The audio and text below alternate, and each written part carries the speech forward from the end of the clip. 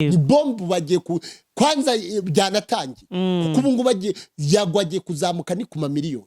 Yego oya byo ndahamanya nawe. So rero kandi yago ntago ashobora no kuva mu mitima y'abanyarwanda no mu mitwe y'abanyarwanda arimo ameze nka virus. Ese we wabona virus ntago virus yava mu mutwe w'umuntu. Akantu bari bamukubitishije ni aka kantu ko kwataka abantu akinjira mu bintu by'iki bya politiki urumva gatangira kwinjira mu kuko mu bintu nabyo bitakagombye kuvugwa noneho agahita atangira guhuza ubuzima bw'abantu bari Uganda n'ibindi bintu bitagize gute bidafitana bihuriye. Rero byanze bikunze abantu nabo bahita bashyira muri logique hariya umuntu yari yagiye ariko Imana ishimwe ko nyuma y'ubuzima haba hari nyuma y'umugabo haba hari iki hari undi mugabo rero yago aremewe. Ariko niba mwarabonanye kandi munavugana ngira ngo muzamushyikirize buno butumwa cyangwa nazarana kino kiganiro bamukora navuga ngo nabiriya yago yaba yaravuze nabyo navuga ngo ni mubamuroga. Yego bakoresheje izo mbaraga kugira ngo avuge n'ibitagize gute n'ibitagomba kuvugwa hanyuma bahite babona uburyo bamukubitisha public cyane leta.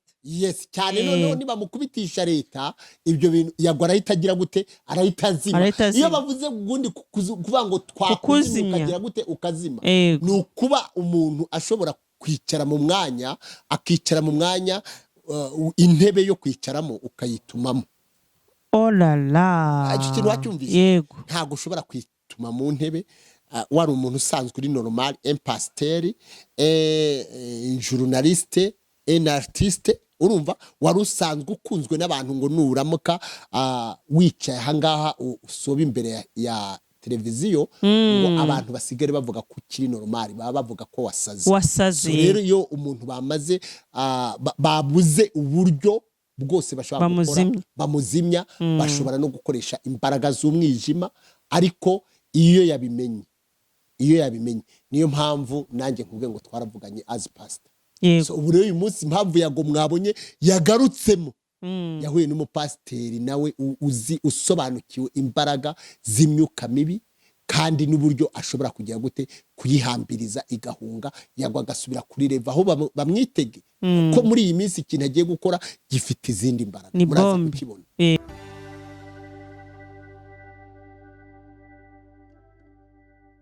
Mwese mudahwema kudukurikirana umunsi ku wundi, mwebwe mukunda ibiganiro byacu mukabikurikirana mugakora subscribe like na comment. Tubahaye ikaze ku Ikaze TV Rwanda, Mika TV show kandi Daddy Divine Family TV. Turabasuje mwese, umugisha w'Imana ubane namwe. Ndi kumwe n'umudamu batoranyijwe mu itegeko nshinga ry'u Rwanda bemewe. Mika Denise, umeze neza? Ndashima Imana n'abantu bake. Kuki ushima Imana n'abantu bake kandi imyaka ufite ntabwo kwemera gushima abantu bake? Ukwiriye gushima abantu nese usengana n'abantu bake cyangwa uturanye n'abantu bake? Isi rero haje kubona ari nta munoza, haje kubona ko abantu badusekera ari babi, abandi umuntu yiringira nibo babi. Rero narabamenye, niyo mpamvu mvuga ngo ndashima abantu bake. Muri ibyo umudiviyari yaravuga ngo yizera ibihingwa imirimo ikarumba ngo kandi nabo mubana bakakubera rubanda cyane rwose. Deni umeze neza kuri Mika? Meze neza. Abantu bo ku Ikaze ni mugende mukore subscribe,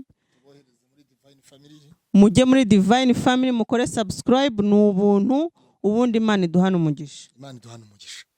Mika rero uyu mugabo twicaye imbere ntabwo aba mu Rwanda. Icyakoza ni umunyarwanda ariko ntaba mu Rwanda. Mubaze muhe ikaze kwanza. Tuguhaye ikaze pastor, ni pastor? Tuguhaye ikaze ku Ikaze TV Divine. Tuguhaye ikaze kuri Mika TV show. Tuguhaye ikaze mu Rwanda. Tushimiye Imana yakugejeje hano amahoro. Twizere ko nabo wasize basigaye amahoro. Reka ibyo byose tubishimira Imana. Madame Denise turi kumwe na pasitoro kuturuka mu mujyi wa Kampala mu gihugu cy'Ubugande kwa nyakubahwa President Yoweri Kaguta Museveni General Yoweri Kaguta Museveni. Uyu mugabo ni hatuye, ni umukozi w'Imana, ni hakora umurimo w'Imana, ni umunyamakuru, ikindi kandi ni na pasitoro, akaba n'umuvugizi w'itorero rya ADPR PCIU mu gihugu cy'Ubugande, akaba ayoboye na ministry yitwa Divine Family, akagira na televiziyo yitwa Divine TV. Aremewe. Yaremewe. Hanyuma rero sasa nta bantu wabuzi b'abanyarwanda bari Kampala wabanza kumubaza niba bazi. Kimwe cya kabiri cy'umuryango w'umugabo wanjye niho kiba. Bagiye kera, baremewe, baratunze, nuko barahari benshi cyane. nawe uremewe. Urakoze cyane. Barahari mu Kampala, barahari, ni naho baba kenshi, abandi baba mama wabo baba mu nkengero zo mu Kampala, ko niho bafite inka zo mu Kampala. Abami n'abacyara tubaramusizanyo mu kifo kino mu mativi gano wasuze birungi waraye neza, uvuze ngo waraye neza. Musajja wa Mukama tukwaniriza mbasanyukide muri nya rya Yesu Kristo. Uri burungi ndi kiriya Kampala muri burungi. Kampala turi burungi nyo kikigenda mu maso Kampala bitambura burungi. Yesebo imodoka zifuruma atenendera nezingira. Yesebo sawa zino boda kusaidi zona ziri open. So we have Katonda wo kukiriza tugire, Katonda wo kukiriza ngire nti abakirize burungi. Abami n'abacyara batuliriza bona amanyanedoboza nze Pastor Claude Niyonzima, omukurembezi we Kaze TV, tubaniriza nnyo ntudde wano n'omukazi manyanera kadje bakwitani Denise. Bakwita Denise. Bamwita Denise amanyanera ka ono Denise. Kakati twaniriza omusajja wa Mukama tukwaniriza nnyo. mbasanyukide muri nya rya Yesu Kristo. amanyanedobozi nze Pastor Daddy Gilberto. Yes. Kuva mu gwanga rya Uganda. Ibusajja obusajja. Kakati musajja wa Mukama Kampala oberawa. Kampala mbera mu kibuga Kampala yeke nyine awo. Obera yo mu kibuga Kampala yeke yesebo district so Ndara. Kiri ekanisa ebera Makindi Mugamba district yo oberamo. district gemberamo iri Wakiso. Obera district Wakiso. Kale abasumba n'abarala bonna bali bulungi Kampala. Bonna bali bulungi munange beyagala. Yesebo. Katugire tuti ubwo garuka Uganda bwo komawo. Yesebo No komawo. ngenda kumawo. Ogenda komawo. Yesebo ogambira omukazi n'abaana abo y'u Rwanda tubaramusiza nnyo, tubagala nnyo, otwakulire omwami, otwakulire omukazi n'abaana. Yesebo kakati waliwo abanyarwanda bangi babera mu kibuga kye Kampala, waliwo abanyarwanda bangi babera mu kibuga, babera mu kitundu kya Mubende, babera mu kitundu kya Kiboga, babera Singiro, babera Masaka, babera Mbarara, babera Ntungamo, babera Mitiana, babera Hoima, babera Jinja, babera Mukono, babera mu Potipotro Potipotro, Kasese, Ibanja Jinja, hona ebitundu byonna. Yesebo Kakati njagala twogere mu Runyarwanda. tewali buzibu abo bawulira bulungi Olunyarwanda. Ate bangi Banyarwanda. Kale tubaramusiza nnyo. Natwe turabaramukiza. Abasumba, abami n'abacyara, abakazi n'abaana, ab'Orunyankore Rukiga, abari kurikiza Orunyankore Rukiga, Mukama wita simwe, twashemererwa okugamba nimwe. Ekindi turi hamwe n'omusumba, turi hamwe n'omurisa omusumba Pastor Daddy okuva mu kibuga kye Kampala mu yanga rya Uganda. Mwebale ddala mwena Bebalire nnyo. Pastor Daddy turakwakiriye. ndabanezerewe twarimo turi ndeba ko tushobora kumenya ikigande no gusaba amazi mu kigande ko dushobora kugira ku mupaka Gatuna ka Kitumba umenye ko mushaka kwigurira igikomando tumenye ko dushobora kwigomera igikomando niba twagura igikomando tumenye ko twakigura ahubwo duhere ku bantu b'Ikabare abantu bo ku mupaka Gatuna tubabwire ngo kuri side y'u Rwanda turabasuhuje side ya Uganda namwe muri Kabare turabasuhuje tugere Rukiga district tugere Rwayi tugere Rwentobo Rubare tugende Ntungamo tugende Mbarara hose mwese hose turabasuhuje hanyuma ikindi ndagira ngo suhuza abantu baka Kitumba kuri side y'u Rwanda hakurya nabo tubasuhuze kugera za ntuze za Mbarara za Ntungamo Mbarara bose tubasuhuze tubabwire ngo Uwiteka akomeze kubana na buri muntu wese hanyuma Pastor Dadi rero mu gihugu cy'Ubugande mumize mute mu gihugu cy'Ubugande turarya yego turarya tukanaryama murarya mwarangiza mukaryama Ibugande umaze iminsi tumaze iminsi twumva ibibazo mu itorero ryitwa PCIU cyangwa se Pentecoste cyangwa se ADPR mu Rwanda ni ADPR Bugande ni PCIU bihagaze bite uyu munsi wa none tuvugiraho bihagaze bite turagenda tubikemura hamwe no kwifashisha inzego zitandukanye yego z'ubuyobozi muri kiriya gihugu kandi twizeye ko mu minsi mikeya muraza kubona feedback nziza kuko twarwanye no gukuramwo akajagari no kuba harimo abantu bameze nk'abahekera ubundi ni abahekera ubwo abahekera ni nk'abantu abagambanyi abantu bashaka kuza bita abahekera n'abanzi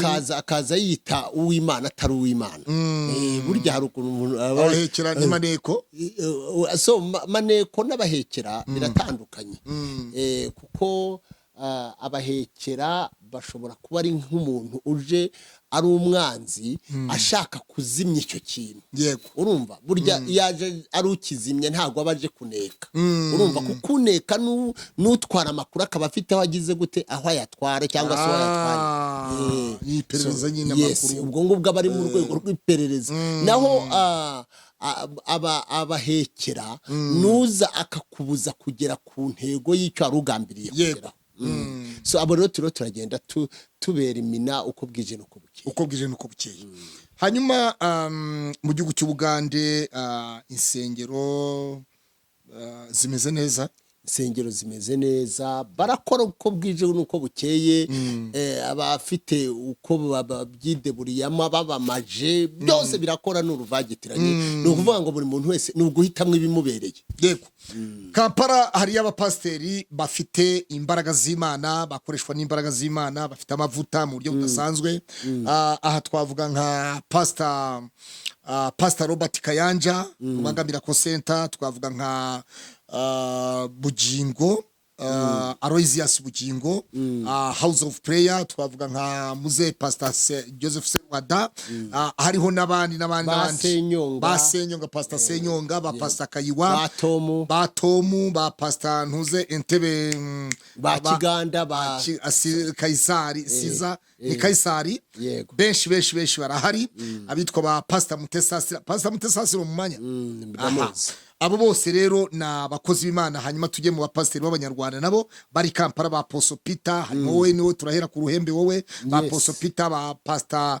ba Prophete Neza Xavier abo bose turabasuhuje turabasuhuje muri aka kanya tubabwire ngo umugisha w'Imana ukomeze kubana nabo hanyuma hari igihe abantu benshi twabonye abapasteri mu Rwanda bajya Kampala bajya gufata imbaraga zidasanzwe amavuta kwa Pastor Robert Kayanja aho harimo Bishop Bosco wa Zirafati twamubonye Kampala kwa Pastor Robert Kayanja harimo Mama Apostle Minyoni Arise Kabera twamubonyeyo imbaraga z'Imana zimukoresha akora mu mavuta tangira gusiga abantu imbaraga z'Imana ziramanuka hanyuma icyo gihe wari uriyo nawe nagera ndi muri Kampala kuko Kampala nyimazemo imyaka myinshi cyane kuva ninjira Uganda ntago na deviye ngo mve mu mujyi kandi na Bibiliya bivuga ngo tuzamurindire hehe mu murwa rero narindi mu murwa kandi n'ubu ndacyariyo. wari uri mu rugo. Apostle Mignone uramuzi? Apostle Mignone ndamuzi aho Umufata ute? Kimihurura. Apostle Mignone mufata nk'umuntu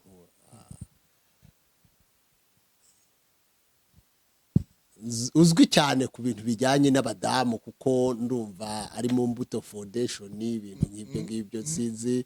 Uzi ku bintu bijyanye n'abadamu? Uzwi ku bintu agira by'abamama. Ministry yitwa Women Foundation. Ni Women Foundation. Yes, nibyo ngibyo. Women. Naho ngaho muzi. Hanyuma abadamu nibyo. Hanyuma n'igihe yazaga i Bugande naramubonye. Waramubonye Apostle Mignone? Yes, kwa Kayanja.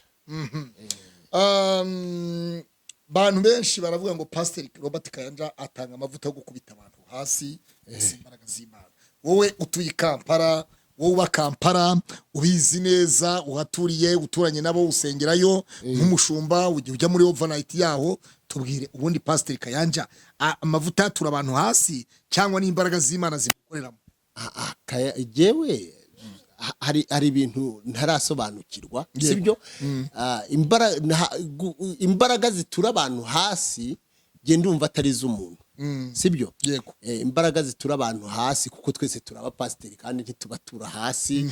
Kamemu nk'uko ushobora no gusengera umuntu ukabona aguye hasi, kandi atari imbaraga zitura abantu hasi, kuko tubonye imbaraga zitura abantu hasi, imbaraga zo kuba umuntu yagira gutya ukagira ngo ni nk'ikintu kigize gute kibakiyemo, urumva abantu bagahirima. Izo mbaraga ntago nanjye ndazikemanga, urumva. Ariko ibyo kumbwira ngo umuntu ariho arasengera abantu bakagwa, ndumva bitandukanye n'imbaraga zitura abantu hasi. Ikindi ndumva imbaraga zitura abantu hasi zidakurwa mu nsengero, zibaye ari izivuye mu rusengero navuga ko ari iz'Imana, ariko ari izivuye hanze y'urusengero ntazikemanga. So hanyuma rero kuba Pastor Kayanja yaba zitanga aho naho nahagira ikibazo, kuko imbaraga zishobora kuba zatura umuntu hasi, yego, ni imbaraga zimwambura imbaraga ze akaba yinjiyemo izindi mbaraga. Rero ubwo zitabaye iz'Imana zabe z'ikindi kintu, ntago ndiho nshaka kucyamamaza. Yego. Ariko ni umukozi w'Imana Pastor Kayanja koge muzi. Pastor Kayanja ni umukozi. Umva Claude. Yego. Ubundi baravuga ngo nushaka baravuga ngo sinzi umugani bavuga ngo barabaza umunwa w'inkoko, cyangwa se barabaza umugani ukuntu bawuca. Urabaza umunwa w'inkoko urabaza amenyo y'inkoko ureba umunwa wayo, ubona umunwa wayo, sibyo? Rero ni ukuvuga ngo kuba najya kuvuga kuri Kayanja naba niyerurukije, ko Kayanja natangiye kumva Robert Kayanja nyiri hano mu Rwanda, nkiri muri za primaire. Amateka y'umuntu yitwa Robert Kayanja mwumva kuri stade i Remera, numva amakuru yiwe. Hanyuma uyu munsi ndi Bugande, ndi muri domaine ya gipastor, ntago aribwo najya gukritika ku mavuta ya Kayanja, ko Kayanja ugeze iwe ukareba abantu baba baharunze, bari abantu ntago ari ibigori bagandagaje. Oya, bari abantu ntago ari ibigoryi. Ushobora kuba navuga ngo dadi arabarusha ubwenge, sibyo? Kuko ni abantu b'abagabo bize za kaminuza, basomye za Harvard University, urumva, bafite amalisansi, bafite amadoktora, bafite ama PhD, urumva. Rero kuba yicara imbere y'uwo mugabo ntabashe gucukumbura ngo akuremwo ayo manyanga yose, ndumva uyu munsi wa none atari jewe utari umuyoboke wa Kayanja ushobora kujyaho ngo nanarize. Yego. So uremera imbaraga zimukoreramo ni imbaraga z'Imana? Kubera ko ntago nshobora gutapinga amavuta cyangwa ngo nubahuka amavuta ntagize gute, anytime yaba mubonye mu byaha, sibyo? Amavuta yiwe nayakemanga. Ariko mu gihe Kayanja imodoka agendamo ntibonana, sibyo? Yego. Donc ni ukuvuga duhura mu muhanda nivuga, ntago nshobora kumwinjira mu buzima, nawe ntiyakwinjira mu bwanjye, sibyo?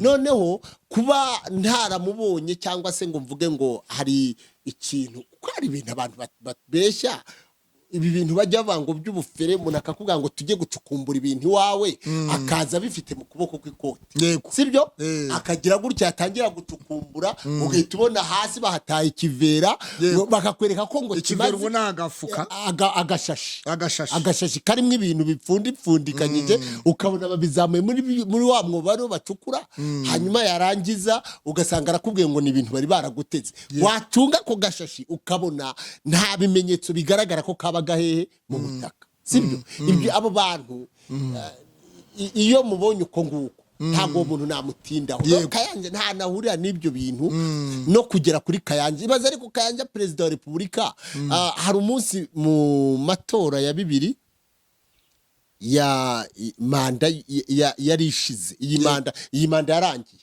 Museveni arimo kwiyamamaza twagiyeyo gutora amafaranga nyine kuko muri Uganda ho batanga ifaranga kabisa batanga amafaranga noneho Museveni warangije aravuga kuri stade aravuga ngo abantu batabashije kubonana nawe urumva ngo barebe Robert Kayanja barebe Pastor Robert Kayanja ubu Museveni ni ikigoryi wapi ntago nshobora gukora iryo kosa ngo nubahuka amavuta ya Kayanja kuko izo nshumbye nzishumbye ku level yanjye n'Imana yanjye nkorana nayo hanyuma Kayanja nawe izo ashumbye zishumbye ku level yiwe amakosa wenda wambaza ku makosa ya bugingo sibyo ko ayo ngayo ndayumva kandi none abugingo mu shomede yagiye marabyivugira ariko Kayanja uyu munsi byaba ari byo bavuga by'ibisiyaga hari igihe ushobora gusanga ari show cyangwa se ari nk'ibi ngibi tubona mu entertainment ya hano mu Rwanda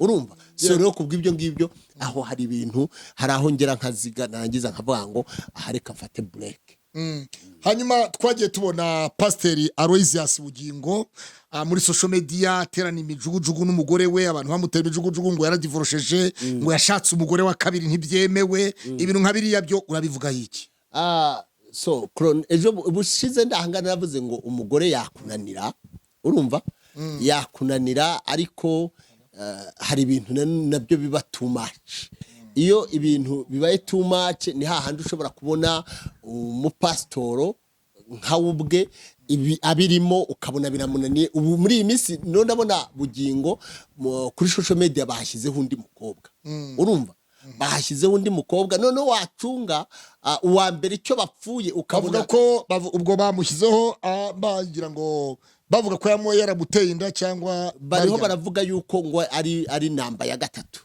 ari umugore wa gatatu yani magambo pasitoro ashatse umugore wa gatatu bishatse kuvuga ngo uyu bitaga Teddy Bugingo yavuyeho wa mbere hanyuma n'uyu wa kabiri waruri kuri hiti nawe ubwo ngo avuyeho ngo hatangiye kuza undi wa gatatu Suzana avuyeho haje noneho n'uwa gatatu sibyo noneho Bugingo hari we bakunda pasitoro sibyo pasitoro rimwe na rimwe hari ukuntu twaba pasitoro bagenda bafata udushotegi tw'ibyo tuvuga bagahita bagakwirakwiza bagahita bagakwirakwiza ahantu ariko ugasanga bafite arigima zifatika zigaragaza ko uyu muntu gugo icyo kintu ashobora kuba agize gute agifitemo akaboko rero Bugingo utwo tuntu nitwo tuntu azira cyane iyo arimo kwigisha ageraho akabivuga hari nkaho yavuze ati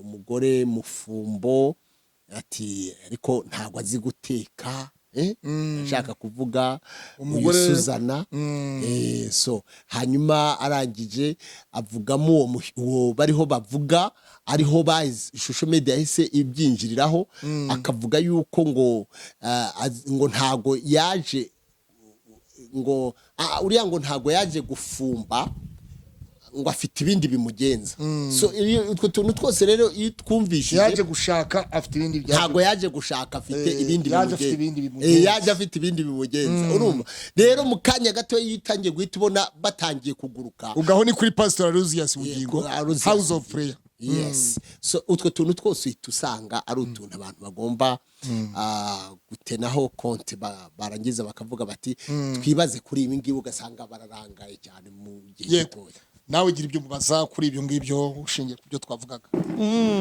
Pastor ngewe rero ntabwo ndi bukubaze cyane ku bintu bijyanye n'iyobokamana, yego ariko sinabura kukubaza nk'umuntu w'umukristo ndetse ukiri mu rugendo. yes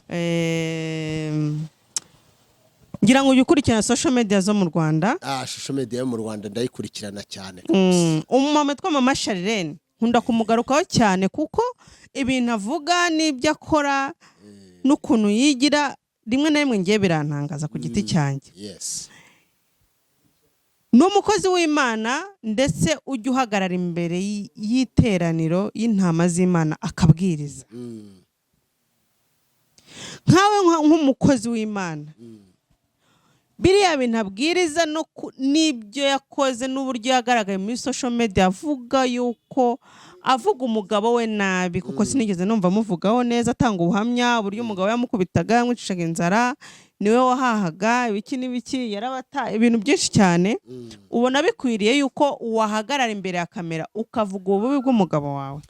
ubundi hari igihe abantu barenganya abanyamakuru, ariko ubundi mu itangazamakuru burya baravuga ngo akarenze umunwa karushya ihamagara.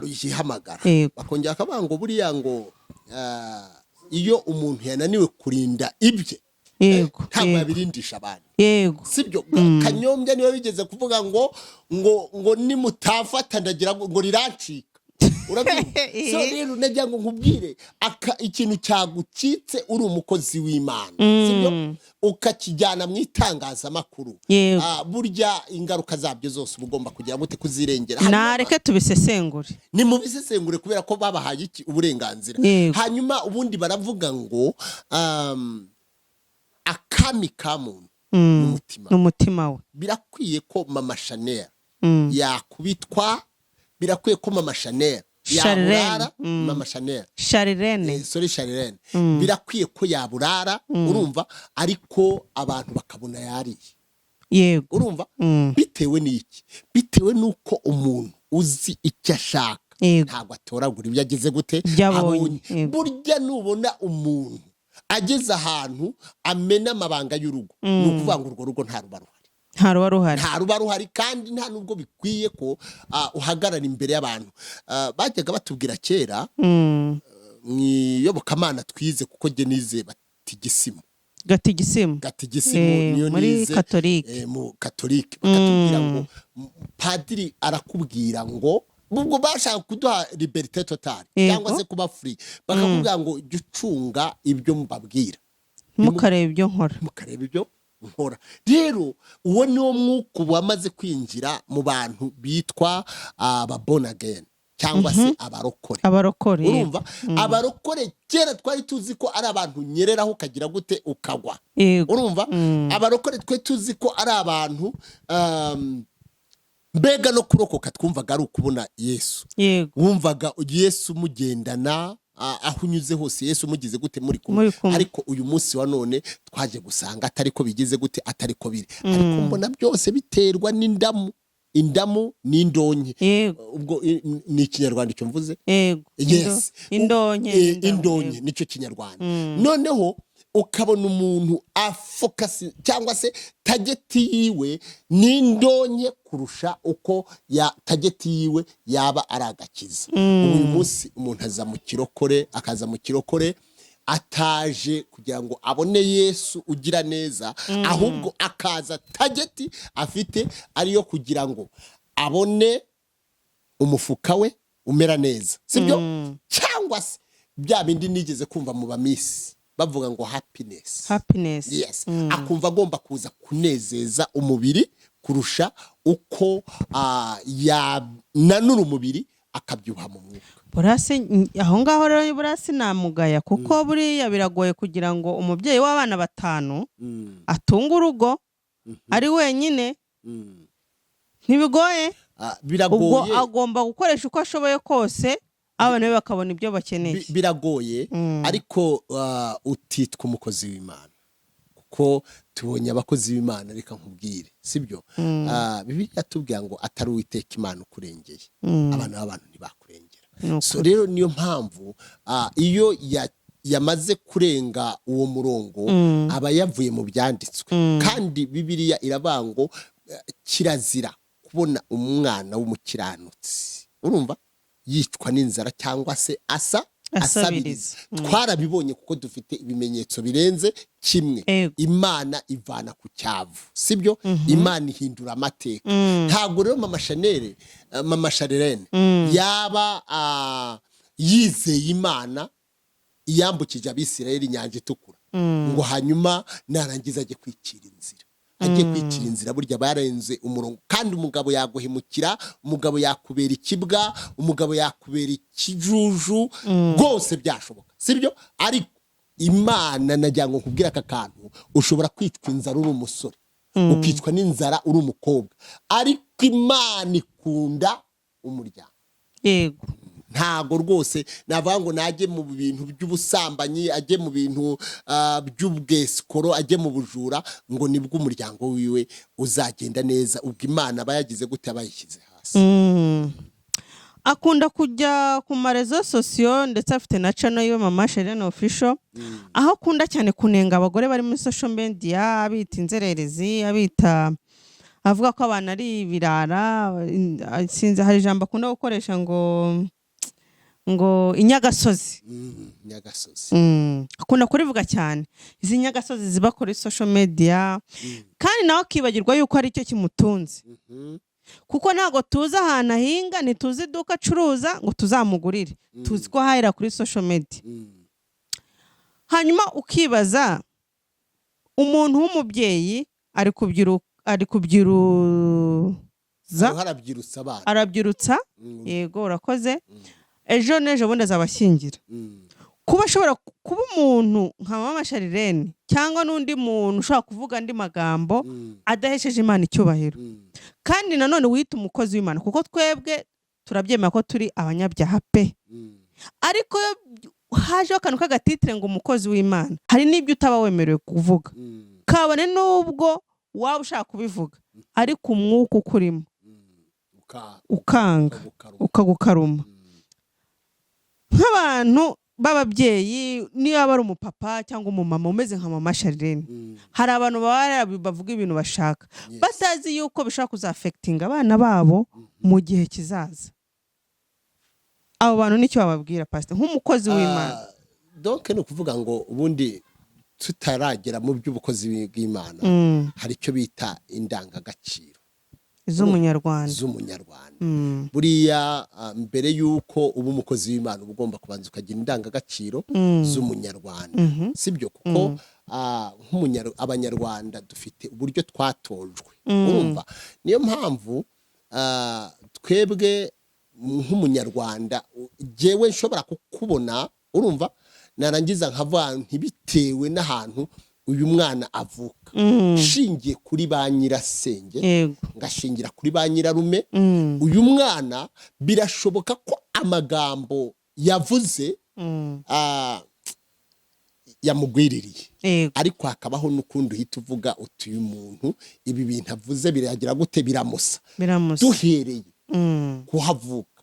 Yaba ari agasozi, ubundi Bibiliya iratubwira ngo hari muri Samweli wa 2:9 aho kuva ku murongo wa mbere, avuga ngo Uwiteka Imana agirira neza Mefibosheti akoresheje Dawidi, urumva? ngo yabajije uwitwa Siba, ngo aramubaza ati se hari umuntu waba harasigaye wo mu muryango wa Sawuli ngo mugire neza? Ngo arangije aramubwira ngo hasigaye akana ka Yonatani kamugaye ibirenge. First of all arabanza arakangiza, akangiza ibirenge bituma katari buze kubonana n'iki n'umwami. Kaba Irodebari ni ahantu habi cyane. Arangije yongeraho ijambo kwa Makiri we yari cyari ikindi, urumva? No mwena Miyeri.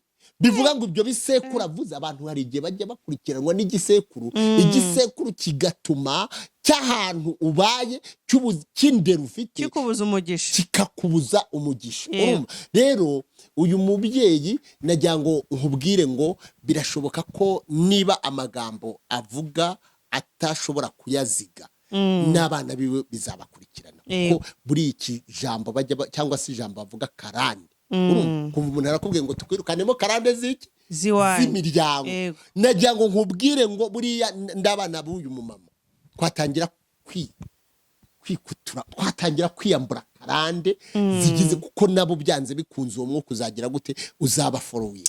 Uvuze ikintu cya karande uranyibutse. Iki kintu nari narabuze umuntu nyibaza, ariko reka nyikubaze. Kimbaze rwose. Karande, ubundi karande ni iki? Karande ni umwuka, ni ikintu cyuka cy'igisekuru kiba gikurikirana abantu kandi kibi cyane, kuko nta karande nziza iba. Nta karande nziza. Ni ukuvuga ngo hashobora kubaho karande yo kudashaka, hashobora kubaho karande yo gushaka nturusaziremo. Yego. Hashobora kubaho karande yo kubyarira mu rugo, cyane rwose, ugasanga ibintu birahererekanye birakomeje. None se kugira ngo karande iveho, ko tubona mu Rwanda hari abantu benshi cyane bafite izo karande. Reka no nkubwire, karande buriya nuko abantu bataracukumbura karande ni mu bwonko. Oya. Aha mu bwonko n'umuki no mu mutima. Sibyo buriya nubona umuntu akubwiye ngo nguhaye inka, akayiguha iyo nka ntisohore, iyo nka ntabwo aba yiguhaye yayivanye mu mutima, kuko ikintu umuntu avanye hano mu mutima, urumva. Jewe mfite umugore, turicara tukaganira tukavuga ngo uriya muntu tuzamuha inka, yego, biba bivuye muki mu nsonda z'umutima, sibyo, tukaguhereza inka zidataha zose ziba zavuye mu mutwe.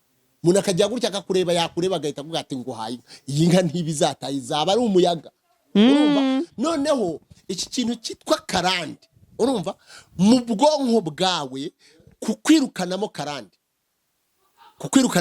yego, bakoresha ni ugukoropa mu mutwe. Hanyuma kandi karande nayo kugukurikirana hakora umutwe. Bishatse kuvuga iki? Bishatse kuvuga ngo umuntu uyu munsi wa none kuba afite amateka y'uko nyirasenge yishingiye, yego, urumva, akaba afite amateka y'uko se wabo yagize ate yishingiye. Ni ukuvuga ngo uyu mwuka akeneye izindi mbaraga z'ijambo rihindura, ziri buze muri uyu muntu zikamubwira yuko zimutandukanije na connection ya hehe yiwabo, urumva. Kuko Bibiliya iravuga ngo kwizera ni ukumenya ibyiringirwa udashidikanya ko bitazagira gute, bitazaba. Ubwo ukimara kwizera na Yesu Kristo niryo jambo yakoreshaga, aravuga ngo kwizera kwawe kugize gute, kuragukijije. Nta muti yavugutaga, nta side yakoreshaga, yababwiraga ijambo rimwe rihindura, akamubwira ngo kwizera kwawe kugize gute, kurabihinduye. Umuntu uramusengera warangiza ukamubwira ngo Imana igukuyemo karande ziwanyu. Kuva uwo munsi karande zikagira gute, zikavamo, zigahita zivamo. Rero ni ukuvuga ngo karande ni umwuka ugukurikirana, y'imitekerereze y'ahantu uva. Umwuka ushobora kukubata forever and ever, ukazarinda unawupfana. Ariko igihe cyose ushobora guhura n'umukozi w'Imana, first of all ugize gute, wizereyemo. Ntabwo uri buhure n'umukozi w'Imana utagize gute, utizereyemo, ngo akwirukanemo karande kuvemo, ntibishoboka. Kuvuga ngo ugihura n'umukozi w'Imana ukumva umwizereyemo, aragusengera kandi nawe ufite kwizera, nawe yes exactly, aragusengera, kwizera kwawe ugahita kwirukana karande, ugahita wumva abantu biwanyu utakigize gute, utagifite ahantu ushamikiranije nabo. Ibyo ukiyemo, ibyo usabye, ibyo usenze byose ukabona bigize gute, biremeye. Karande ni ikintu kidafatika, hatazagira umuntu ukubeshya ngo karande isa n'umukara cyangwa se isa n'inzobe. Ni connection ya mindset yawe n'umutima. Iyo amaze kubyakira, ushobora kubaho muri ubwo buzima, n'amahirwe yakugeraho ugahita wumva ikintu kikubwira ngo uzi n'ibindi. Oya, iwacu niko byagenze, data wacu niko byagenze, n'uyu niko byagenze, n'uyu aragira gute, arambeshya. Ugahita usigara mu mwuka uko n'uyu nguyu yagize gute, akubeshya. Ugatangira kwikora utuntu ngo ntibyanakunda, niko iwacu byagize gute, niko iwacu biteye. Bikarangira koko nta resulta nziza ugize gute, ugize. Niyo mpamvu bakubwira ngo karande ni umwuka mubi. Bishatse kuvuga ngo karande ni resulta zitari nziza, ziri negative result. aha wavuze uti uturutse mu Uganda ndetse niho uba mu Kampala. Hariya hariyo umuntu wacu witwa Yago Pondat, Yago for real. Yes. Umuyobozi cyangwa umuntu wazanye akantu kitwa ngo Big Energy. Abafana be bose bitwa ba Big Energy. Top shot number 1. Turamukunda cyane. Abantu bitwa ba Big Energy cyangwa abafana ba Yago, ahantu hose bari turabashuje cyane mu Kampala, ahantu hose bari bubaho muri Kampala. Yes. Yago akoresha ukuri kwinshi cyane kabisa. Waramubonye ariko? Yago naramubonye kabisa. Yago nsanzwe mukurikirana. Yago ndumva Yago namukurikiranaga kuva kera, ndumva n'inyogoye ibintu bigendanye n'inyogoye bigendanye na muri social media. Yago nagiye mukurikirana. Pastor, impamvu nkuzaniye Yago nzanye Yago mu kiganiro nuko ibintu yavuze biri mu bintu bihabanye n'umwuka w'Imana.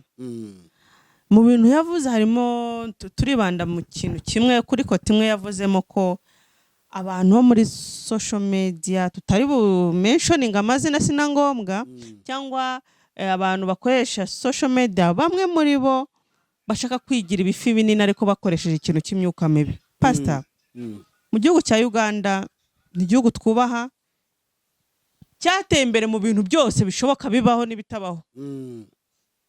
Ibibi ni byiza. Ibibi ni byiza cyane. Ibintu Yago yavuze bura ni ukuri. Icyo ni kimwe. Ibintu yavuze ni ukuri. Ese niba ari ukuri, ni ngombwa ko yari kubivuga? Ariko jewe ndumva akabi kavugwa nk'akeza. Kimwe cyo urabanje urambajije uti ibyo bintu ni ukuri. Ku bantu badukurikiye, ndumva ibyo ari byo byose, social media ni ikintu, ndavuga ni ubutegetsi bwa kane. Yego. Ku gihugu. Sibyo?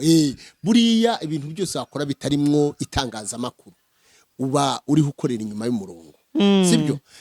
Rero ndumva kubigendanye n'ikiganiro Yago yaba yaravuze cyangwa se yaba yarashyize ahagaragara avuga ko hari abantu bakoresha imbaraga mbi muri social media. Social media ntabwo iteye ubwoba. None se niba bazikoresha mu nsengero, sibyo ko datangiriyeho se? Ariho ambwira aha ngaha avuga ngo imbaraga mbi z'abapasitori. None se niba pasitori ashobora gukoresha imbaraga mbi muri social media, umuntu none utari umurokore, yego, ushobora no kuzikoresha yanasinze cyangwa akanazikoresha afite ubwenge, urumva ariho bitaba.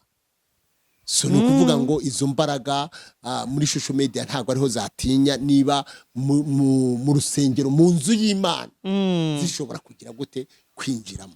Ubona rero impamvu abantu bamwe baba bashaka kwerimina abandi, kandi social media nta kimenya nigira. Abantu twese turarekura, umugisha ukakuzaho, abandi bakawubura, abandi bakabona cyane. Ubona rero impamvu bamwe baba bashaka kwegeza abandi, nize impamvu. So impamvu, first of all, habamwe ishyari. Turaza kureba kuri iyi kote, sibyo? Naje gusanga nta muntu urwanya umuntu uri hasi. Oya, gushaka wikisi. Urabyumva? Bishatse kuvuga ngo umuntu iyo hari level yagezeho, ushaka kumuhubura kuri iyo ntebe agize gute yicayeho. Urumva? Rero aribyo bita kuzimyana. Aribyo bita kuzimyana. Mbere ho najyaga numva ngo bagire abandi ishyamba, sibyo? Hanyuma iby'ishyamba ubu byararangiye, baravangwa arakuzimya ukagira gute ukazima. Urumva? Rero umuntu ashobora kukuzimya akoresheje imbaraga zigize gute zimworoheye, ashobora kukuzimya akoresheje imbaraga za leta, ariko noneho yapima akavuga ngo imbaraga za leta cyangwa se imbaraga z'ubuyobozi nta kuntu ushobora kuzikoresha, bazicara bashyire mu kuri, nibasanga ibi bintu ndiho mvuga nta hantu bihuriye, menyekane kandi na objective nayo mfite ntagize ntagize gute ntayigezeho. Yeah. Niyo mpamvu rero harimo kuzamo iryo jambo nanjye nkaba narikemanga ijambo ryo kuba umuntu yagusha undi idaru. Urumva kugusha idaru ni ukuba umuntu yasaza, ni ukuba umuntu yasaza undi. Urumva niba uyu munsi wa none umuntu ashobora kugufata akaba yagusaza kugira ngo uve ku murongo w'ibyo wakoraga, yewe ndumva imbaraga zose yakoresha cyangwa se zikenerwa yagira gute yazikoresha. Izo mbaraga ko ziraba ubwo ndi kubaza mu Uganda ziraba ko Kampala ni igihugu nubaha, ni igihugu rwose ngira ngo ndacyubaha cyane, ibintu byose bibayo. Oye, igihugu cya Uganda nta nubwo ari ibintu byo kuvuga ngo duce hano hirya cyangwa hino, sibyo? Ni ukuvuga ngo mu nsengero zirakora, sibyo? Second, abo barozi bakora ku manywa, urumva bafite n'umuyobozi wabo bamwita Mama Fina. Mama Fina? Mama Fina siko numva hajemo ikinyarwanda. Nese Uganda ugira ngo na ushatse abagande wabakura he? Oya Uganda? Oya, Uganda bundi bavuga ngo ni abanya-Uganda, ariko abagande pire n'ubu ngubu uzanye umunzani upima Uganda ni wasanga ntabo. So ni mpamvu ujya wumva abantu bavuga bati, ukumva bamwe bari vuga bati bigenze gutya, hari abantu tugomba kwirukana mu gihugu, ariko ntago byashoboka gukora majorite nk'uko uvuze uti aho mu byaro tuhafite bene wacu, mu mujyi tuhafite bene wacu, unahamagaje abanyarwanda baruta benshi abagande. Kuko Ubugande ni bunini cyane cyane cyane cyane kandi butuyemwe abanyarwanda, noneho kubera ko bivangavanze ubu ngubu ntiwatandukanya umunyarwanda n'iki n'umugande biragoye kuko baranabyaranye. Yes, uwo Mama Fina rero niwe perezida wabo bita abaganga ba gakondo. Yego, rero abo baganga ba gakondo i Bugande ntago babita aya mazina twe tubita ngo umuganga Sarongo, ni docteur. Yitwa docteur. Uyu ngubu Sarongo yitwa docteur nawe. Ntago ni Dr. Sarongo. Yes, urumva rero byaremeye, kandi ndumva Sarongo nashobora kuba bitewe nuko iryo zina cyangwa se iyo titire ya Sarongo ikoreshwa mu Bugande, nawe wasanga yaravuye Uganda.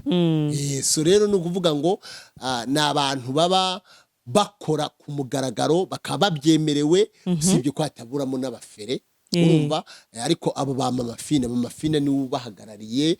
Noneho rero impamvu nkubwira ngo ibya Uganda byo ni hatari, nk'umupasiteri uwo bita Wilson Bugembe, yego, Mama Fina yamuhaye yatanze contribution mu rusengero. Bugembe aramupfukamira, ndetse saga ibasaga ivuga ngo yapfukamiye umurozi. Urumva batubwitorero ntago riva imbaraga azikura mu myuka mibi. Urumva so rero buri kantu kose gakozwe hariya Uganda, buri muntu wese akibazaho, ariko nkuko uzi umuco w'abanyarwanda ntago waca muri izo mbaraga ngo wongere kubona abantu hagarara imbere. Ariko abagande cyangwa se bavukiye muri icyo gihugu nta kintu bibabwiye, nabo basige kuri ya jambo rivuga ngo murebe ibyo mwumva ibyo mvuga ntimurebe ibyo nkora. Ariko n'ubundi niko byagakureye kumera, kuko ngo nta byera ngo de buriya urebye mu muntu waburamo icyaha. Bibiliya iravuga ngo hahirwa umuntu wababariwe ibicumuro, hanyuma ibyaha bye bikagira gute bigatwikirwa. Ubu twicyaha kuri social media, ndabizi neza ko muri komanteri ntabwo ari buze kubura abantu baza badutuka.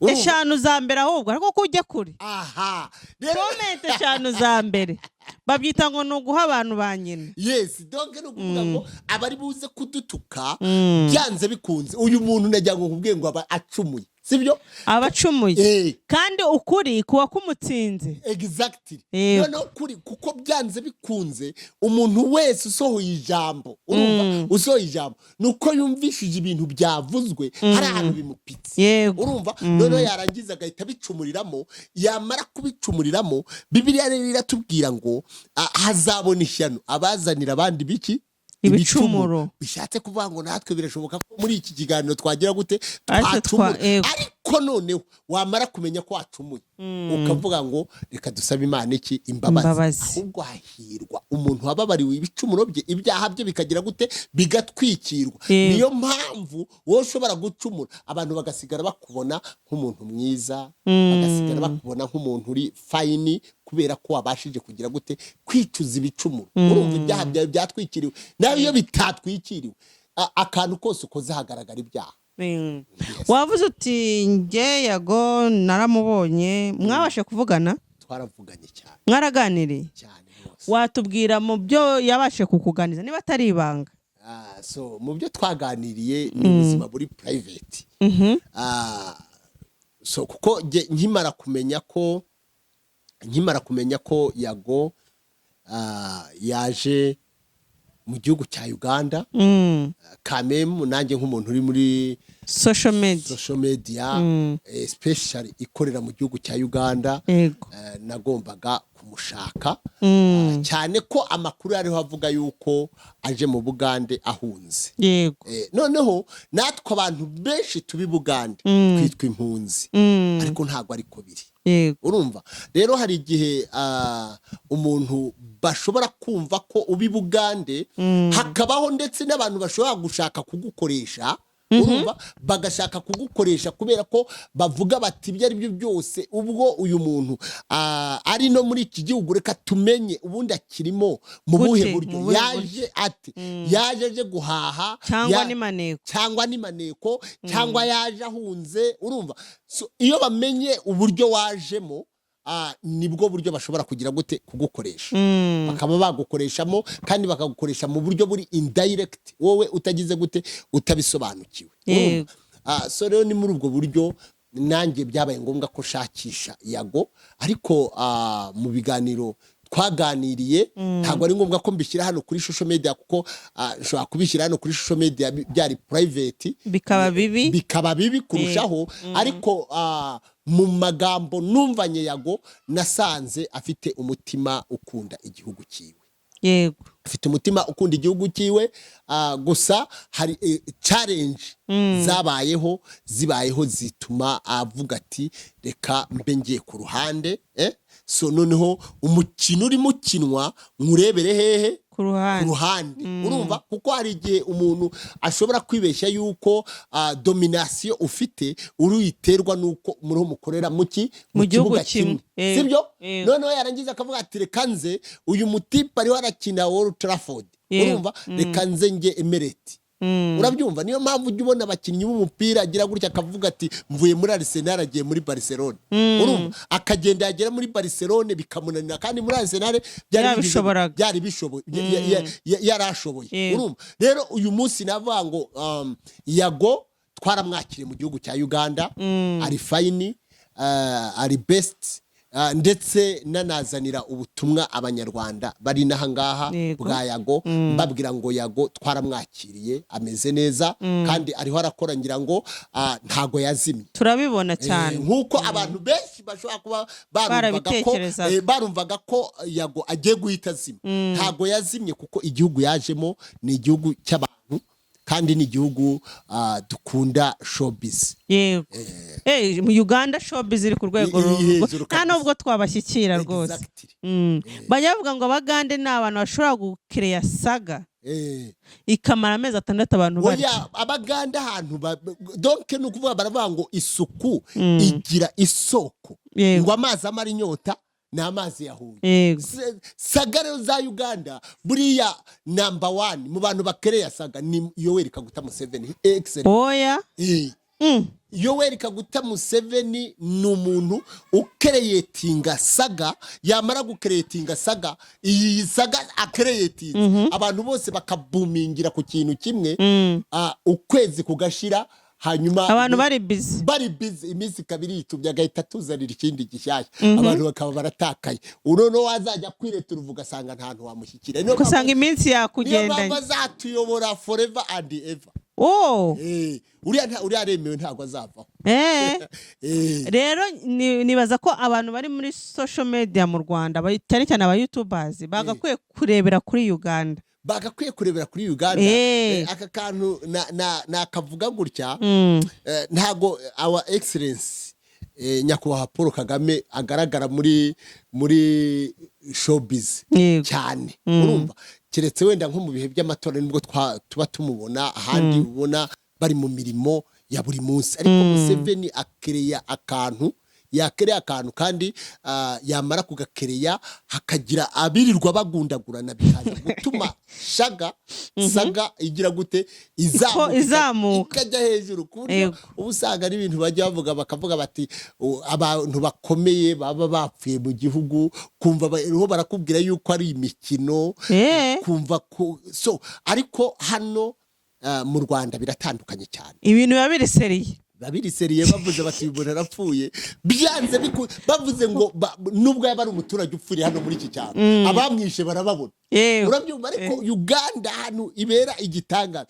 Geno arapfa urumva yapfa bikarangirira aho ngaho ngo bakoze iperereza cyakoze icyo mu minsi ishize hari umukuru w'Indiga we baramurashe Indiga ni iki ishyaka oya ni umuntu ni clan ni ubwoko yego baramurashe ubu barasana ku manywa hari ku cyumweru tuvuye gusenga saa 10 mwumva isasu riravuga bamurashe amasasu menshi cyane mu modoka yiwe baramwishe bamwishe abari bamwishe bari kuri moto se imimeze zazerezeye ko abantu 5 oya ni moto buriya nyine buheka 5 ariko bwo mu muhanda zisanzwe umuhungu baciyeho ibyabaye ngombwa ko abirukankanye agwira uriya sinzi ukuntu yakuyemo imbunda ashaka kugira ngo ahindukirane uriya mumotari ubirukankanya murase imbunda iramucika niho Imana ariko zigitangaza yitigwa mu masera ya moto igwe mu masera ya moto baguye ubwo abaturage baba bagezeho barashura muntu umwe yahise ahagwa undi baramukubita ibintu biri aho ngaho hanyuma bihita biba ngombwa ko basanga umuntu bariho barwana cyangwa se wakoze iyo operation ni umuntu wari ufite gahunda yo kugira ngo yari amaze igihe arwana no kugira ngo abe umukuru w'iyo family w'iyo clan so rero bishatse kuvuga ngo ibugande kugira ngo ube umuyobozi urabipfira wanakwemera ugatanga amaraso utanga amafaranga so ni ibintu rero biri aho ngaho rero bishatse kuvuga ngo Museveni aremewe ntabwo azavaho nawe ni umuntu ukora ibyazi kunumva ibintu byo mu Uganda bikaze ariko ngo Bobo ni baramurashe nibyo koko cyangwa ni buriya no muri social media irakubita ikazamuka ariko Bobo Wine barakubwira bati umuntu ufite target yo kurasa arasa akagura ati so donc ni ukuvuga ngo hari naho batubwira yuko Bobo Wine yatambutse acumbagira aribagirwa kandagiza akaguru bagize gute akaguru karashwe ubwo ni prank baba bakoze yes ni prank baba kugipuraninga so donc ni ukuvuga ngo iyo bamaze kubona political system yamaze kupuringa down baba bagomba gucreatinga ikindi kintu kiri buze guhita cyongera gusubiza abantu muri mood ubwo isi politike ya Museveni no kugira ngo abantu babe bize bareke gutekereza cyane ku exactly niko ibintu bimeze ubundi donc ni ukuvuga ngo rimwe na rimwe banavuga yuko yaba yari Besigye yari uwa Museveni yaba yari Amama Mbabazi yari uwa Museveni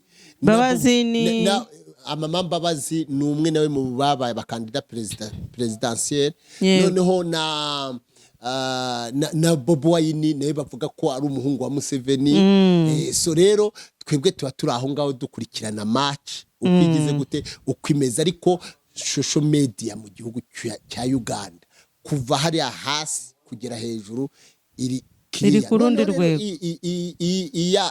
iyacu biragoye kugira ngo ifateyo kubera yuko abantu bariyo abakoresha ururimi rw'ikinyarwanda turwita urufumbire. yego Abakoresha ururimi rw'ikinyarwanda baba mu byaro kandi urabona ko social media uyu munsi yubakiye ku kintu cyitwa internet igendanwa ariyo telefone smartphone. So umuntu rero ugifite agatelefone gasanzwe aya makuru ntabwo aba agize gute, ntabwo aba yazi. ntabwo aba yazi. So rero usanga ahubwo mu cyaro ariko barakurikirana utagira ngo ni ibintu biri aho ngaho, wenda umuntu ashobora kuba atabyungukiramo ariko baricara nk'uko bicara kuri televiziyo nimugoroba baricara bagafata telefone gutya, bafata telefone abantu 40 ugasanga bari ku gasantere bose bariho bareba iki amakuru ibitambuka byose baba babizi. Uravuze uti ibintu twaganiriye na Yago ni byinshi n'ubwino sinabivuga sinabivugira kuri kamera kuko nambwiye abantu isi yose ubwo ubamurikiye. Reka tubyihorere ariko ari amahoro. Yago araho rwose ameze best. Uganda arahari, abavuga yuko yahunze cyangwa se ashobora no hari amakuru amwe numvishije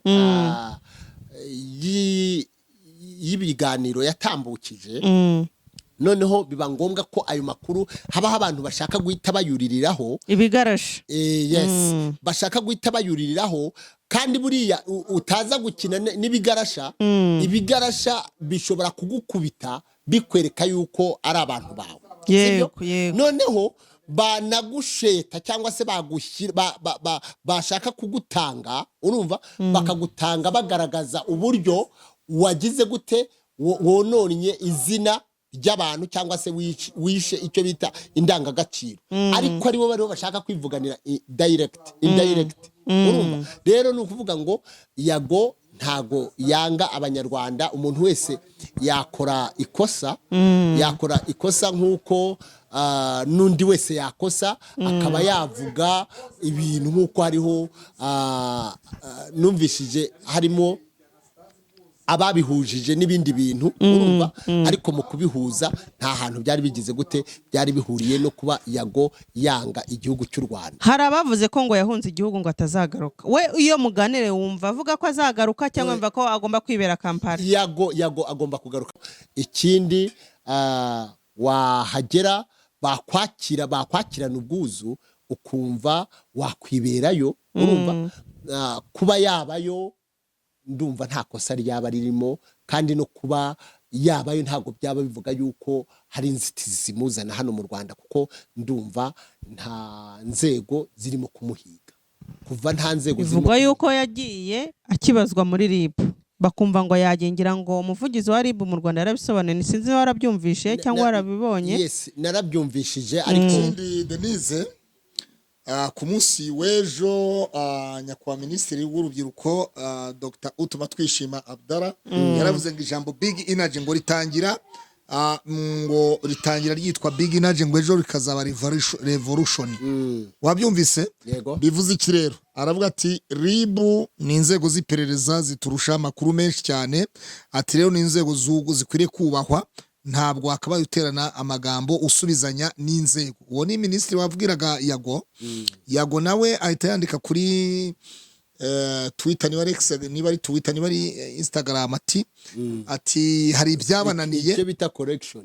Ati hari, asubiza minisitiri ngo hari ibyabananiye gukemura, ngo niyo mpamvu. Urumva abwiye minisitiri ko hari ibyananiye minisitiri gukemura. Icyo kintu wacyumvise? Ubona atangiye guterana amagambo n'inzego. Ariko Yago avuga yuko yabaregeye inshuro nyinshi akabona nta kintu babikoraho, akahitamo kwirwanirira. We niko abivuga. Oya, niyo mpamvu yavuze ngo hari ibyabananiye gukemura muri social media. Tuye mu mujyi wa Kampala rero ugomba kwicarana na Yago, uri kubana na Yago muri Kampala, nihe nama ushyire Yago? Yago mu magambo menshi cyangwa se makeya, Yago wumva ko akunda Imana, kuko no mu ngingo ziwe 6 yatanze harimo ingingo ya mbere ivuga ko yubaha iki? Imana. Yubaha Imana. Ubwo bishatse kuvuga ko yubaha n'abantu bayo. Second, niba wubaha Imana ukubaha n'abantu bayo uba ugomba kubaha n'igihugu cyawe. Yego. Kandi noneho hakongera hakiyongeramo ikintu cyo kubaha abayobozi, kuko nta buyobozi Claude budaturuka ku Mana. Sibyo? Yego. Rero Yago nk'uko yongeye akagaruka imbere y'imbaga nyarwanda agasaba imbabazi, urumva kavuga ngo aho yaba yaravuze amagambo yacumuje abantu arahasabira iki? Imbabazi. Urumva ndumva uyu nguyu tutamufata nk'akahebwe, kuko natwe turabakozi b'Imana mu gihe tukiri kumwe nawe, aho dushobora erega umuntu ashobora gukosa kubera yuko management ipfuye, sibyo? Ariko management igihe cyose waba uteganya ko ushobora kwikosora, urumva ndumva uyu muntu tutamuhindura akahebwe kabisa. Doni Pastor, umutumirwa wacu turagushimiye cyane. Yego. Tugushimiye ku kiganiro duhaye, tugushimiye ku mwanya duhaye, tugushimiye kuba waje ukava mu gihugu cya Kampala, mu gihugu cya Uganda, muri Kampala, ukaza ukavuga uti ariko uwareba Ikaze TV Rwanda uko imeze, uwareba Mika TV show, ndetse ukavuga uti reka nsangize n'abakunzi banjye yaca no hagitwa gute Divine Family TV, mbabwire yuko ndi mu Rwanda ndetse niciranye n'abavandimwe. Yego. Reka tukubwire tuti amahoro y'Imana nagumye abane nawe, kandi gahunda zakuzanye zikemuke. Abantu muri ku Ikaze TV mujye kuri Divine Family TV mukore subscribe, ni ubuntu. Kandi mugende kuri Mika TV show mukore subscribe, ni ubuntu. Ubukundo rw'Imana gumye bubane namwe, kandi ibyo mwerekeza amaboko yose Imana ibibahe. Okay. Mika utarasoza ibyo ari byo byose, reka mvuge kuri aka kantu kajyanye n'aba energy. Yego. Ubundi ibugande twebwe tuvuga ngo ni energy drink. Energy drink. Itera imbaraga. Yes, ni akantu gatera iki? Imbaraga. Hanyuma rero ndumva iri jambo energy litakabaye ikibazo cyane ngo rize kwafectinga u Rwanda, kuko ni Bugande hari abafana bande bayago. No muri Amerika barahari, no muri Amerika barahari.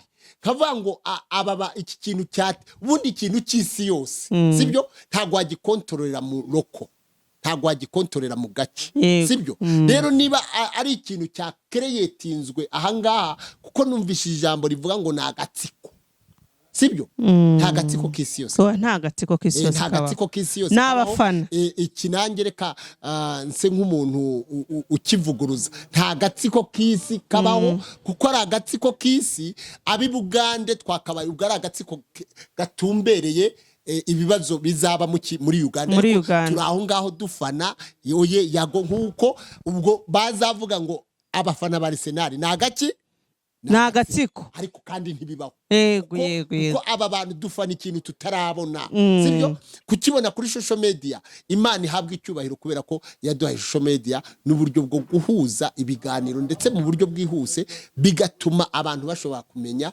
amakuru yaraye hamwe ndetse n'ahandi. Ahubwo nge nahoze mbwira umuntu nti biriya bintu ntago kuba umuyobozi w'urubyiruko minisitiri yabivuzeho, afite uburenganzira kandi ni umuyobozi niyubahwe, ariko sinibaza ko ari byo bintu bihangayikishije cyane urubyiruko. Ntago reka ibintu bibangamiye urubyiruko cyangwa se byatuma rurara rukanuye ni byinshi cyane, ntago biriya birimo.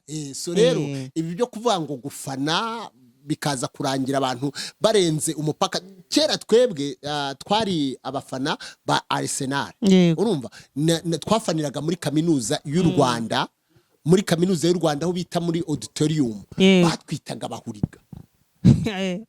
Urumva noneho ku buryo iyo match byabaga ngombwa ko hajya mu igitego, urumva bibaye ngombwa ko hajya mu igitego, wabonaga abantu bakuyemwe amapataro bakanyarira bari hasi ngaho, urabyumva? ahubwo si babandi bita abakonari, ubundi byavuye ku gikonari tugero tubabahuriga abafana ba Liverpool mu Bwongereza, ariko ubundi abakonari ntago ibintu bakoraga bagasoba mu macupa, barangiza waba uri imbere batagushaka bagafata icupa ririmo inkari bakarikubita rikagenda rinyanyagiza inkari mu bantu urumva rikagenda rikikubita hehe harya imbere urumva abo bantu baba ari abantu bamaze kurenga igipimo abo ngabo bari abakonari bo muri kaminuza kandi ntawe wigeze ubafunga ibyemezo byose byagombaga gufatirwa abo bantu n'iby'abayobozi ba kaminuza yego kandi ngo bari abanyabwenge no bagiraga ya mbere bari abanyabwenge kuko bajyaga mu kizamini bagiye gupfuka yego hanyuma abo bantu bari abakonari kaminuza niyo yari ifite uburenganzira bwo kubafatira icyemezo ariko muri rusange harimo abahuriga sibyo abahuriga bakaba baba mu Bwongereza ntago bashoboraga gufata icyemezo cy'abahuriga kuko abahuriga yarakubwiraga ati abahuriga uzi icyo ari cyo abahuriga mu Bwongereza bagize gute bariyo urumva Old Trafford bagize bate barahari Emirates bakoze iki bariyo i Manchester bagize gute bariyo ahantu hose noneho bagahita bavuga bati iki ngiki kigize gute kirarenze so ni cya kindi cyo kuba umuntu ariho favor rero navuga ngo Yago Imana yamushyizeho favor yego sibyo hanyuma kubigendanye n'amarozi cyangwa se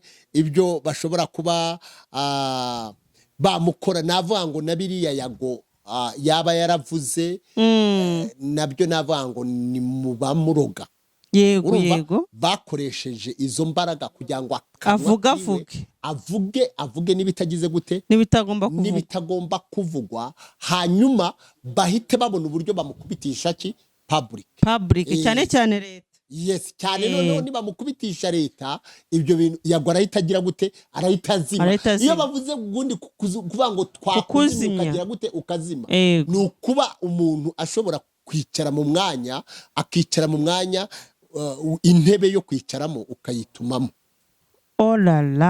icyo kintu wacyumvise yego ntabwo ushobora kwituma mu ntebe wari umuntu usanzwe uri normal impasiteri journaliste artiste urumva wari usanzwe ukunzwe n'abantu ngo nuramuka wicaye ahangaha usoba imbere ya televiziyo ngo abantu basigare bavuga ko kiri normal baba bavuga ko wasaze rero iyo umuntu bamaze babuze uburyo bwose bashobora gukora bamuzimya bashobora no gukoresha imbaraga z'umwijima ariko iyo yabimenye niyo mpamvu nanjye nkubwe ngo twaravuganye as pastor so ubu rero uyu munsi impamvu Yago mwabonye yagarutsemo yahuye n'umupasiteri nawe usobanukiwe imbaraga z'imyuka mibi kandi n'uburyo ashobora kugira gute kuyihambiriza igahunga Yago agasubira kuri leva aho bamwitege ko muri iyi minsi ikintu agiye gukora gifite izindi mbaraga muraza kukibona ni bombe bagiye kwanza byanatangiye kuko ubu ngubu Yago agiye kuzamuka ni ku mamiliyoni yego oya byo ndahamanya nawe kandi Yago ntabwo ashobora no kuva mu mitima y'abanyarwanda no mu mitwe y'abanyarwanda arimo ameze nka virusi ese wowe wabona virusi ntabwo virusi yava mu mutwe akantu bari bamukubitishije ni aka kantu ko kwataka abantu akinjira mu bintu by'iki bya politiki urumva agatangira kwinjira mu bintu nabyo bitakagombye kuvugwa noneho agahita atangira guhuza ubuzima bw'abantu bari Uganda n'ibindi bintu bitagize gute bidafite ahantu bihuriye rero byanze bikunze abantu nabo bahita bashyira muri logique yari yagiye ariko Imana ishimwe ko nyuma y'ubuzima haba hari nyuma y'umugabo haba hari iki hari undi mugabo rero Yago aremewe ariko niba mwarabonanye kandi munavugana ngira ngo muzamushyikirize buno butumwa cyangwa nazarana kino kiganiro Yago akeneye umujyanama exactly yaba ari mu mategeko yaba ari mu buzima busanzwe ariko akeneye umujyanama kabisa yego kuko kuba uri umujene ungana kuriya ukorera amafaranga ni byiza ukunzwe ushobora no kugwa muri tank utazi nyinshi cyane ariko ufite umujyanama mu mategeko arakuyobora akakubwira ngo oya wikora ibi jya hari umuntu wo muri ribu ugize kutubwira ati buri ushaka kwicara kuri kamera ugakubita umuntu ukamuzengereza ariko utamuvuze mu izina akabura ahantu aguhera ajya kukurega nkagufashe twebwe mu ijambo ry'Imana buriya ijambo ry'Imana ni inkota yego icaye nuko abantu babihinduye nyine ibindi bakaza kubikoramwo ibintu bitazi ngo Imana irabatumye ugasanga abantu bariho barakora ibintu bidafite epfo na ruguru wanajyaginga ukavuga uti uyu muntu yabuze ubwenge bwo mu ishuri abura ubwenge bwo muri sosiyete abura ubw'ababyeyi mbega abuze ubwenge bwose abura nicyo bita wisdom sibyo kandi akabeshya yuko ibyo ari bavuga biri ari wisdom ari ubwenge buva kuki ku Mana knowledge skills and wisdom ibi bintu uko ari bitatu biragenda iyo abibuze uyu muntu asigara avuga ukabona ni igishungwa kigenda rero aka kantu ndashaka kukabwira abantu badukurikiye Bibiri ushobora gusoma ijambo bitewe n'abantu bakwicaye imbere attracting iri hagati yawe nabo urumva umwuka uri hagati yawe nabo buri umwe wese agatora mwikiwe umwe akavuga ngo ni jewe yagize gute yabwiye undi akavuga ngo yo nukuri ibyanjye nibyo yagize gute nibyo yakoze ukabona umwe arafashijwe undi yagize gute yaguye yego hagataha amakuru abiri avuga ati umukozi w'Imana azi kwigisha ati nukuri ko Imana ibyanjye Imana yabimweretse yarari mu ijambo kandi atigeze mentioning izina hanyuma undi agataha avuga ati uriya ni umupagani mubi kuva atangiye kugera ku musozo ni ryari ariho abwira so rero najyaga nkubwire ngo iyi ni inyanja Bibiliya ni inyanja ngari yogamo umuntu ugize gute ushoboye rero umuntu yabwira umuntu ukabwira ushaka kubwira kandi ubutumwa bwawe bukamugeraho atari ukuvuga yuko wameshoninze izina rye yego Pastor urakoze cyane kubw'umwanya uduhaye urakoze cyane kubw'ikiganiro cyiza uduhaye buri muntu wese hano atore mwibye muntu ukurikiranye kino kiganiro toramwo ibyawe niko kuri ibitari ibyawe ujugunye kandi gutukana ni bibi ariko niba warabihisemo biterwa naho uturuka niko kuri hari abantu baba baraturutse muri ba bantu ugakuru yitanga kugira bakubwira ati bakakugisha ibitutsi mpangara ngo uhangare abantu bize mpangara ngo uhangare bajyaga batubwira ngo nabumva nabi nka save hari umuntu rero babwira kane akumva gatanu abo ngabo nabo babaho kandi ntago turi buze kubakondana niyo mpamvu abantu ukuri kuraryana iyo ukuri kuvuzwe ni byiza kandi nanone ukuri kose ntago ari ngombwa ko kugira gute kukuvuga yego urakoze cyane kubw'umwanya uduhaye Pastor okay namwe murakoze cyane kwa mwampaye ikaze yego